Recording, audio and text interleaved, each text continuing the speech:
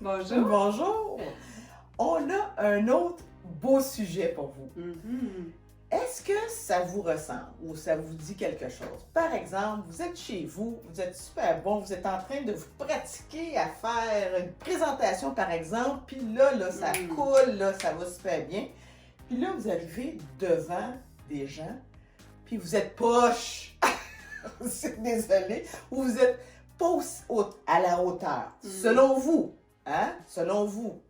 Et par exemple, vous avez des palpitations, mal au ventre, vous vous sentez pas bien physiquement juste à la pensée que vous allez passer un examen ou une entrevue. Et par exemple aussi, est-ce que le jugement des autres ou le regard des autres, ça vous empêche d'atteindre vos objectifs ou de vous sentir à la hauteur? Ben, est-ce que ça vous interpelle? Oui. Alors, dans cette vidéo, on va parler de l'anxiété de performance et puis en quoi l'hypnose peut aider. Oui, en tout cas, on y croit, hein? Nous, Oui. ce qu'on fait, nous sommes hypnothérapeutes, Nancy et moi, puis on va se présenter en passant. Alors, moi, c'est Nancy. Et moi, c'est Chantal. Nous sommes hypnothérapeutes, puis on fait des vidéos et pour justement démystifier c'est quoi l'hypnose, puis comment l'hypnose peut vous aider dans vos défis. Et on met des vidéos sur la chaîne YouTube qu'on a et aussi sur Facebook. Et n'hésitez pas à aller vous abonner à notre chaîne, comme ça, puis aussi à cliquer sur la cloche pour être notifié lorsqu'on dépose des nouvelles capsules.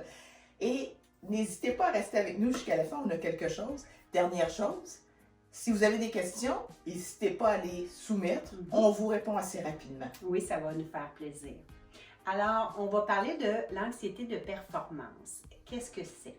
Alors, c'est l'écart qui est perçu par la personne entre la tâche à faire ou à effectuer et puis les habiletés de l'individu à le réaliser. Alors, c'est la personne, est-ce qu'elle se sent compétente pour faire cette tâche-là qui est demandée?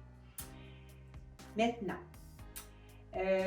des pensées qui entraînent toutes sortes de scénarios catastrophes, on parle d'anxiété, et puis qui à leur tour entraînent évidemment des perceptions négatives de soi. Les personnes souffrent souvent de la peur, ils souffrent de ne pas être à la hauteur, ils ont peur de décevoir aussi les autres. Et puis, même de ne pas atteindre leur propre standard. Ça peut faire en sorte que la personne elle va ne pas vouloir faire la tâche. Puis ça touche l'estime, hein? Ça touche beaucoup l'estime et évidemment, on le sait, ça touche les enfants, les adolescents et les adultes. Ah, tout le monde, tout le monde. Fait que c'est pour ça que les façons qu'on peut aider avec l'hypnose, alors voici. Puis bien entendu, puisque ça touche plein de monde, l'hypnose, on va l'adresser selon la personne. Hein? C'est selon ce qu'elle a, le défi qu'elle rencontre par rapport à son anxiété de performance. Puis c'est là qu'on va adresser aussi le schéma de pensée.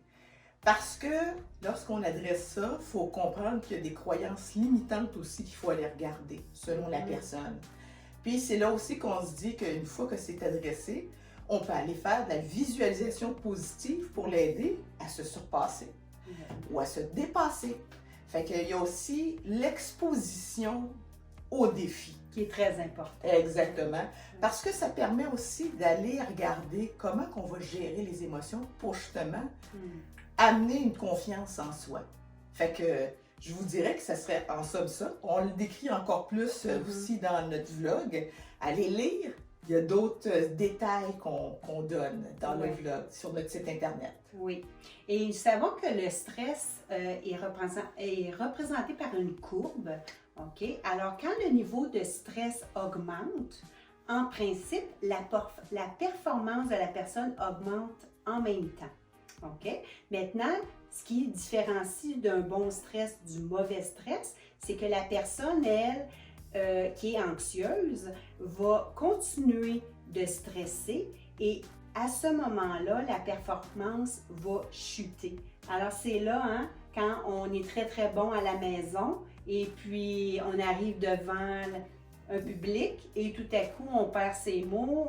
On perd ses moyens. Ouais, des trous de mémoire. Oui. Bon, on peut même balbutier, hein.